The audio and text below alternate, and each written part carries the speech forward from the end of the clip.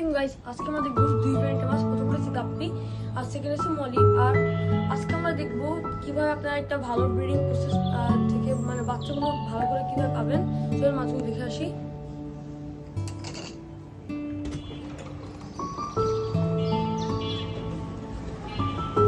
আমাদের কাছে jet black molly গাপ্পি, যেটা আপনারা বলে হচ্ছে ব্ল্যাক মস্কো।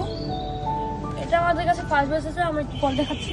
এখানে আছে আমাদের কাছে রেডিও মলি। এই মলিটার জাস্ট কোয়ালিটিটা দেখেন। আমি জাস্ট ফিমেলটা ধরলাম, মেলটা একটু স্ট্রেচ আছে, মানে কোয়ালিটি দেখেন মাশাআল্লাহ।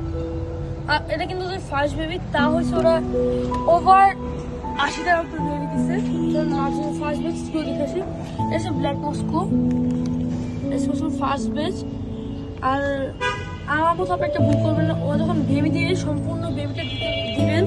বা আমি কি করছি যে জাস্ট ওরা বাচ্চা দিয়েছে আর আমি ওদের উঠে ফেলছি, তার জন্য ফিমেল মাছটা স্ট্রেসে যাওয়ার বাচ্চা দিতে পারেনি। আর এখানে আছে আমাদের মলি, রেডিও মলি যেটা বলে, অসংখ্য স্টক আছে।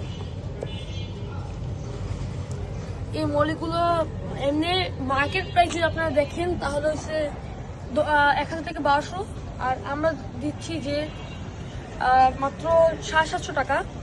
আর আমাদের হচ্ছে ব্ল্যাক মস্কো যেটা, ওইটা হচ্ছে আমরা 450 টাকায় দিচ্ছি। আমাদের কেন্দ্র হচ্ছে 550। আর আমাদের ব্রিডিং প্রসেস যেটা ওইটার জন্য আমাদের লাগবে ফার্স্ট অফ অল একটা ব্রিডিং বক্স। এই ব্রিডিং বক্স ছাড়া আপনি কখনো একটা ভালো সাকসেস পাবেন না। আর আমরা যে খাবারগুলো দিব, প্রথমটা হচ্ছে ফ্যান্সি গাপ্পি এখানে আছে, বাট আমরা প্যাকেটটা রাখিনি। আর এখানে আছে আর্টিপিমিয়া ব্রাইন শ্রিম।